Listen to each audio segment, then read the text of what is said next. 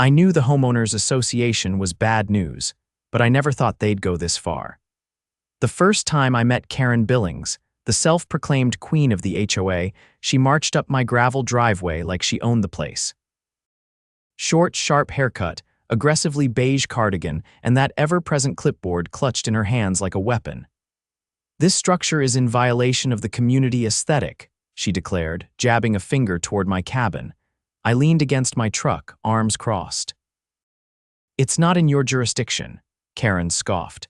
"This land was meant to be part of our HOA, but the previous owner refused to sign the agreement. That doesn't mean we can allow unsightly structures to bring down property values." I had bought this cabin to get away from people like her. It sat on 10 acres of woodland, just outside the so-called HOA boundary. I had checked the property records myself, no covenants, no agreements, nothing tying me to their ridiculous rules. Karen, however, had a different interpretation. She left that day muttering about fixing the situation. I didn't take her seriously. That was my first mistake.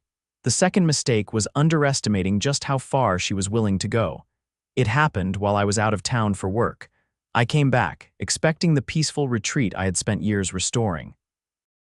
Instead, I found a leveled plot of dirt where my cabin used to stand. I stood frozen, my brain struggling to process the sight. The wooden beams, the stone fireplace, the porch swing I built with my own hands gone. Just a pile of splintered wood and crushed memories. Then I saw the sign planted right in the middle of the wreckage. "This property is now under review for community development, HOA compliance required." I felt my pulse hammer in my skull. This wasn't an accident. This wasn't a mistake. This was Karen. I stormed into the HOA office the next morning, barely keeping my composure. Karen sat behind her oversized desk, sipping tea like she hadn't just destroyed my home. "You tore down my cabin," I said, my voice dangerously low. Karen set down her cup. "It was an illegal structure." Illegal. I laughed, though there was nothing funny about it. "I own that land outright. Your HOA has no claim." She gave me an infuriatingly smug look. "We recently voted to expand the HOA boundaries. Your parcel is now under our governance. And since your structure did not meet community standards, it had to be removed." I stared at her, barely believing the words coming out of her mouth. "You expanded the HOA without my consent," she shrugged. "It was a unanimous vote among the board members." I clenched my fists. "I never signed anything. You didn't have to. The HOA has the authority to annex adjacent properties if doing so benefits the community." I took a slow breath, forcing myself to stay calm. "You're going to pay for this." Karen gave me a condescending smile. "I'd be careful, dear. Fighting the HOA is expensive." She thought she had won. She thought I was just another homeowner who would grovel and beg for their mercy. She had no idea who she was dealing with. I walked out of that office with a plan forming in my mind. If the HOA thought they could bulldoze my home and get away with it, they were in for a rude awakening. Because I wasn't just going to fight back. I was going to own them. I left the HOA office with my mind racing, barely able to contain the fury boiling inside me. Karen had no legal right to take my property, let alone demolish my home. I wasn't just going to let this slide. I was going to make sure she regretted every single decision that led her to this point. But rage alone wouldn't win this fight. I needed a strategy. The first stop was the county records office. I spent hours combing through property deeds, zoning laws, and HOA regulations. I wasn't a lawyer, but I knew how to read legal documents, and what I found made my blood run hot. Karen and her board had overstepped their authority in ways that could land them in serious trouble. HOAs could only annex properties if the landowners agreed in writing. I had never signed a thing. That meant their so-called expansion was fraudulent. Even worse for them, demolishing my cabin without a court order or due process was not just illegal, it was criminal destruction of private property. I took copies of every relevant document, then called in a favor. My old buddy, Marcus, was a real estate attorney with a reputation for tearing corrupt HOAs apart. He owed me one from back when I helped him out of a tight spot, and when I explained what happened, he was more than happy to return the favor. Marcus wasted no time drafting a lawsuit. We hit the HOA with multiple claims: illegal annexation, destruction of private property, trespassing, and financial damages. By the time we were done, the potential fines and restitution would bankrupt them, but I wasn't stopping there. Destroying my home wasn't just an attack on me, it was a power play to intimidate the entire neighborhood. I needed to turn that fear against the HOA. I started knocking on doors, talking to homeowners who'd been under Karen's rule for years. The stories they told me were worse than I imagined. Arbitrary fines, threats of foreclosure, and endless bullying. Karen ran the HOA like a dictatorship, using fear and manipulation to keep everyone in line. But now, people were angry. With Marcus's help, I organized a community meeting at a local cafe. Dozens of homeowners showed up, most of them fed up with Karen's reign. I laid out my plan. If we could prove widespread corruption, we could vote to dissolve the HOA entirely. It wouldn't be easy. Karen had stacked the board with her loyalists, but if we got enough homeowners on our side, we could force a leadership change. The first step was exposing her crimes publicly. Marcus filed the lawsuit, making sure the local media got a copy. The story spread fast. HOA president illegally bulldozes homeowner's property was the kind of scandal that got people's attention.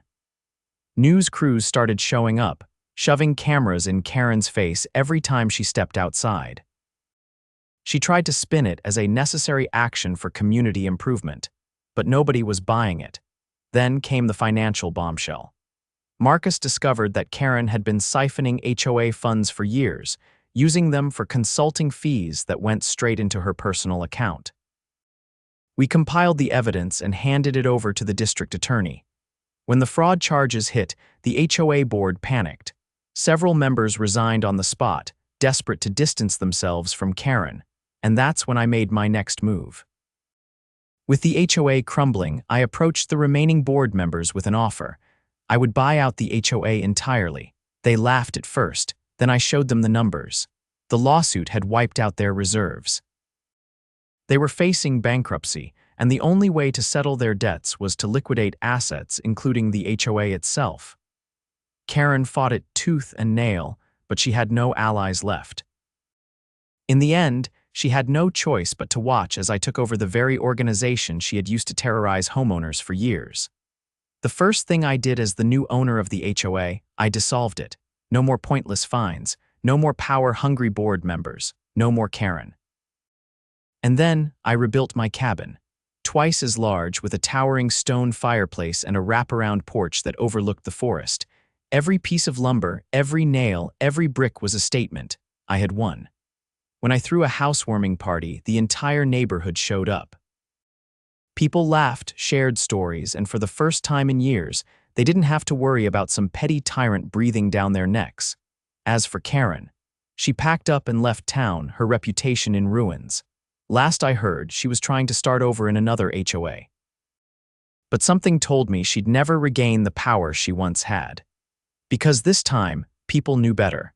With Karen gone and the HOA formally dissolved, the neighborhood had a newfound sense of freedom.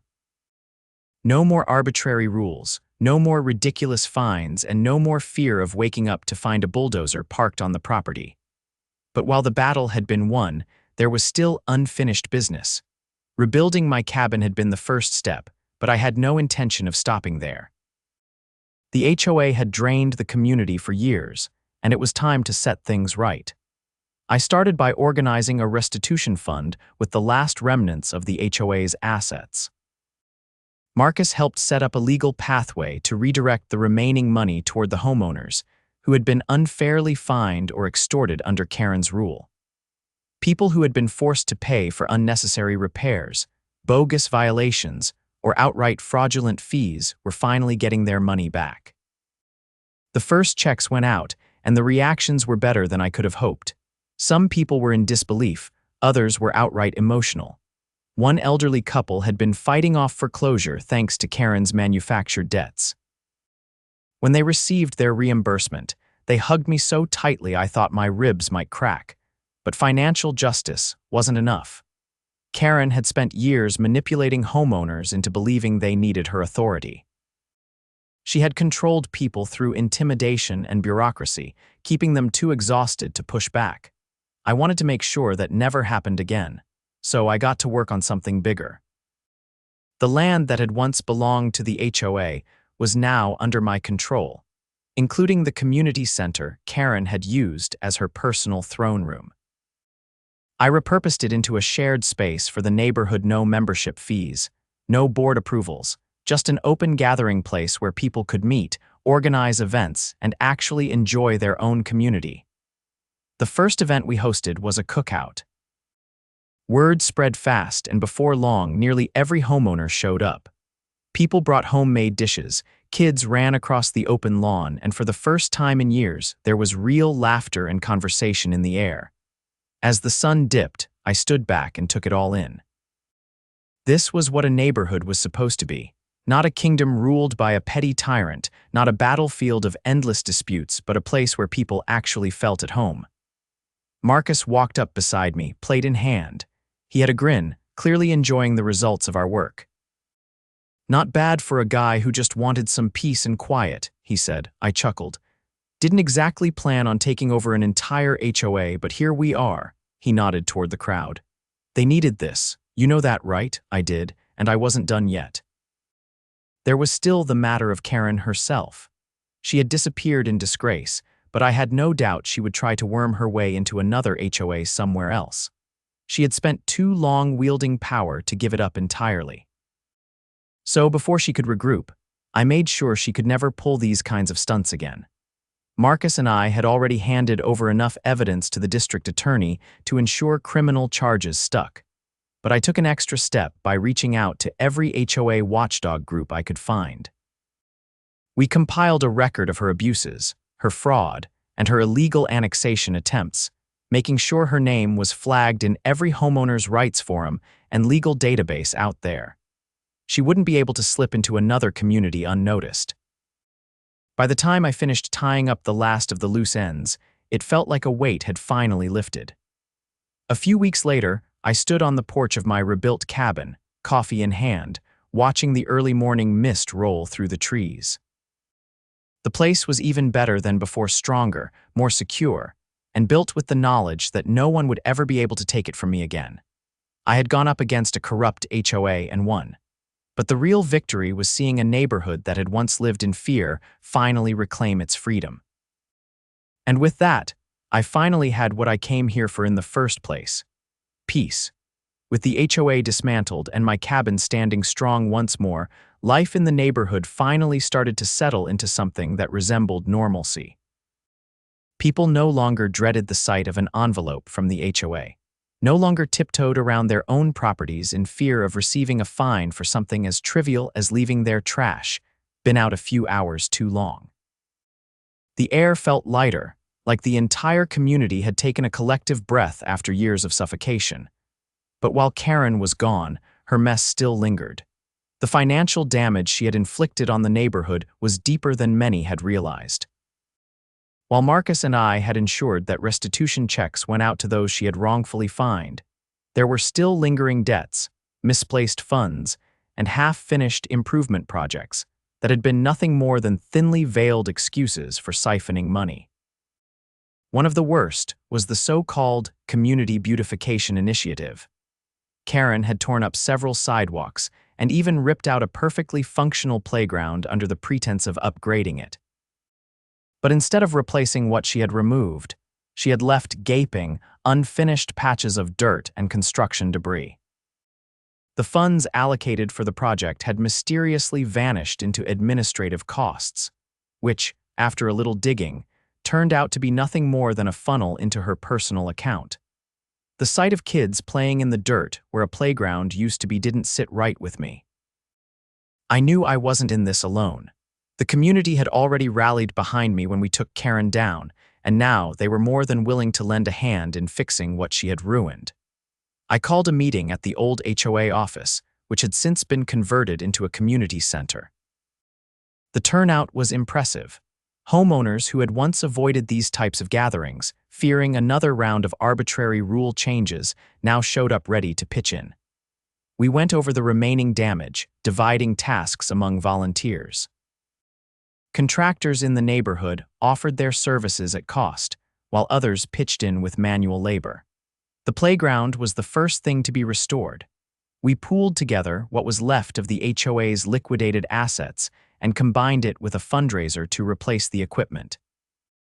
Within weeks, the empty dirt lot transformed into something vibrant: a new playground with sturdy swings, a jungle gym, and a freshly painted basketball court. Seeing the kids rush onto it for the first time, their laughter ringing through the air, was worth every ounce of effort. But the real challenge came when we started digging into the structural damage Karen had caused. Several roads had been left half-paved, with patches of loose gravel and poorly filled potholes. Streetlights that had once stood tall had been removed, leaving sections of the neighborhood dark at night. Worst of all, some homeowners discovered that Karen had misfiled key maintenance requests, allowing critical infrastructure to fall into disrepair. One night, as I walked through the neighborhood to check on our progress, I noticed an older man struggling with a busted water main in his front yard. Water gushed from a broken pipe, flooding his lawn and creeping toward the foundation of his house. I grabbed a wrench from my truck and waded into the mess with him. Together, we managed to cut off the flow, but the damage had already been done. He explained that he had filed multiple repair requests through the HOA years ago, only to be ignored. Karen had been too busy lining her own pockets to care about something as mundane as infrastructure upkeep. That was the final straw. The next morning, Marcus and I met with city officials. Since the HOA had officially been dissolved, the neighborhood no longer fell under its private jurisdiction. That meant city services could now step in where the HOA had failed. We pushed for emergency funding to repair the damage Karen had left behind, armed with documentation proving years of mismanagement and negligence. The city agreed, allocating funds to repave roads, restore streetlights, and repair water lines. Work crews arrived within weeks, finally giving the neighborhood the attention it had been denied for so long. As the repairs took shape, something incredible happened. The neighborhood, once fractured under the weight of HOA tyranny, started coming together in ways I had never expected. People who had barely spoken to their neighbors before now worked side by side, helping each other rebuild. One evening, as I stood on my newly rebuilt porch, a group of homeowners stopped by. They carried a wooden plaque, carefully engraved with the words, "In honor of fighting for our home, a community united." They handed it to me, insisting it belonged on the wall of the community center. I had never been one for grand gestures, but looking at their faces, the gratitude, the relief, the strength, I realized this wasn't about me. It was about all of us. The plaque found its place in the center's main hall, a reminder of what we had overcome. With Karen's damage undone and the neighborhood thriving, I finally felt like I could breathe. My cabin stood taller than ever, not just as a home, but as a symbol of resilience. And as I sat on the porch, watching the sunset cast golden light over the trees, I knew one thing for certain. No one would ever let an HOA like Karen's take control of this place again. With the neighborhood restored, and the scars of the HOA's reign fading into memory, I had finally begun to enjoy the peace I had fought so hard for. But something kept gnawing at me. Karen might have been exposed, humiliated, and removed from power, but I knew people like her didn't just disappear. They regrouped, schemed, and found new ways to worm their way back into control. I wasn't about to let that happen. I started digging into where she had gone after she left town. It didn't take long before I found something interesting. Karen had resurfaced in another HOA, a few towns over, taking a seat on the board of a struggling community association. The place had been in financial trouble for a while, and she had swooped in under the guise of helping them reorganize. I had seen this play before. She wasn't helping. She was setting herself up to take over. I wasn't going to let another neighborhood suffer the way mine had. Marcus and I spent a few nights researching the new HOA, pulling records and looking for familiar patterns. Sure enough, fines had skyrocketed the moment Karen stepped in.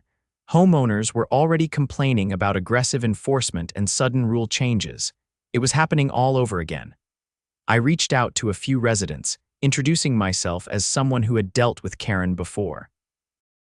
At first, they were hesitant, unsure if they could trust an outsider. But when I shared what she had done to my property, the illegal annexation, the fraudulent fees, and the financial mismanagement, they started opening up. One homeowner, a retired school principal named Alina, had been fined for having a wreath on her door that did not match the seasonal color palette.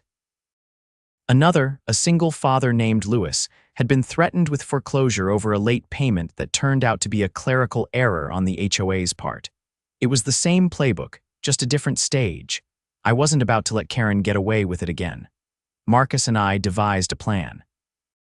I had taken down one corrupt HOA before, and I knew exactly how to do it again.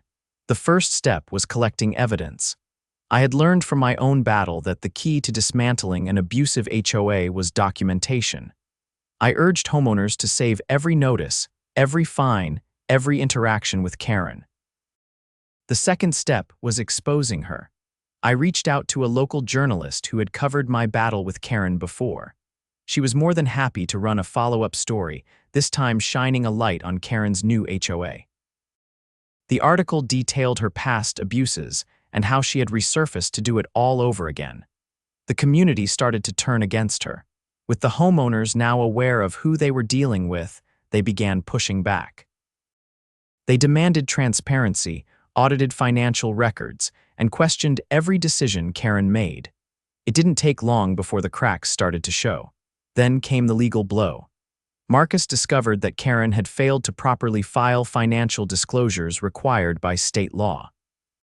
It was a serious violation, one that could get her removed from the board entirely. When we presented the evidence to the residents, they wasted no time calling an emergency vote. Karen tried to fight it, but this time she had no power to manipulate the outcome. The homeowners voted her out. For the second time, she was dethroned. This time, there was no graceful exit. She was escorted out of the HOA office by security, her belongings packed into hastily grabbed boxes. The look on her face was one of pure disbelief. She had thought she could start over, rebuild her little empire, but she had underestimated how far her reputation had spread. With Karen gone, the HOA immediately began reversing her policies, refunding unjust fines and restoring a sense of fairness to the community. Homeowners who had once been afraid to speak up now stood together, stronger than ever. As I drove back to my own neighborhood, I finally felt like I could close this chapter of my life. Karen had tried to take everything from me, but in the end, all she had done was show me how to be stronger. And now, she would never hold power over another neighborhood again. With Karen gone for good and two neighborhoods freed from her grip, I finally felt like I could move on. The past few months had been a whirlwind of legal battles, community rebuilding, and exposing corruption, but now I could finally enjoy the life I had originally set out to build. My cabin, now twice as large as before, stood as a testament to resilience. Every inch of it had been built with purpose-stronger wood, reinforced beams, and a stone fireplace that radiated warmth even on the coldest nights. I had added a second-story loft, a larger workshop in the back, and a wide wraparound porch where I could sit and enjoy the peace I had fought so hard to reclaim. The neighborhood had transformed too. Without the suffocating grip of an HOA, people had started making their houses their own again. Yards that had once been forced into uniformity now reflected the personalities of the people who lived there, flower beds bursting with color, porches decorated with handcrafted furniture, and even a few homes painted in bold colors that would have sent Karen into a frenzy. The community center, no longer a place of rigid enforcement, had become a hub of activity. Residents organized potlucks, game nights, and even a weekend farmers market where local growers and artisans sold their goods. Kids played freely in the park we had restored, their laughter filling the air without fear of someone telling them they were being too loud. One evening, as the autumn air turned crisp, I found myself sitting on my porch, watching the golden hues of the sunset stretch across the treetops. Marcus stopped by, a six-pack of craft beer in hand, and took a seat in one of the Adirondack chairs I had built. He leaned back, taking a long sip before glancing toward the horizon. The silence between us was comfortable, the kind that only comes when you've been through a war together and come out on the other side. Eventually, he spoke. You ever think about what would have happened if you hadn't fought back? He asked. I thought about it for a moment. If I had backed down, if I had let Karen and her HOA get away with bulldozing my home, I wouldn't be sitting here now. I wouldn't have my land, my cabin, or the community that had rallied together in the wake of her downfall. Karen would still be in power, terrorizing homeowners, growing bolder with every manufactured fine and fabricated rule. No, I said finally, because I never would have let that happen. Marcus chuckled, shaking his head. Yeah, I figured as much. We sat in silence again, watching as the last of the sunlight dipped below the tree line. The world felt right for the first time in a long time. As the weeks passed, life settled into a steady rhythm. I spent my days working on small projects around the cabin, helping neighbors with repairs, and enjoying the quiet I had earned. The stress of fighting an HOA had faded into a story people told newcomers how a stubborn homeowner had taken down a corrupt president and freed an entire community. One afternoon, while I was in town picking up supplies, I ran into Alina, the retired school principal from the other neighborhood Karen had tried to take over. She was standing at the counter of a small diner, chatting with the owner as she sipped a cup of coffee. When she saw me, she waved me over. She looked happier, lighter even. The worry lines that had been so prominent when I first met her had softened, replaced with a quiet confidence. She thanked me for what I had done, not just for their neighborhood, but for showing them they didn't have to accept the abuse of power. She told me how the community had rallied after Karen's removal, how they had rewritten their HOA bylaws to ensure no one could ever seize control like that again. It was good to hear. As we talked, she mentioned something that caught my attention. After Karen's second downfall, word had spread. Other communities, ones suffering under similar HOA dictators, had started reaching out, asking for advice on how to fight back. I hadn't expected that. I had fought my battle because it was personal, but now, it seemed like it had become something bigger. People were realizing they didn't have to live in fear of power-hungry boards and arbitrary rules. They were organizing, standing up for themselves, and refusing to be pushed around. It made me wonder how many more Karens were out there. How many more homeowners were being bullied into submission, afraid to speak up. I wasn't sure what I was going to do with that thought just yet, but it stayed with me as I drove back home, the winding road leading me through the trees that had once been threatened by Karen's so-called development plans. As I pulled into my driveway, stepping out to the familiar scent of pine and earth, I knew one thing for certain. I had built this home to be a place of peace, but if another battle ever came knocking, I wouldn't hesitate to fight again. For now, though, I would enjoy what I had earned, and that was enough.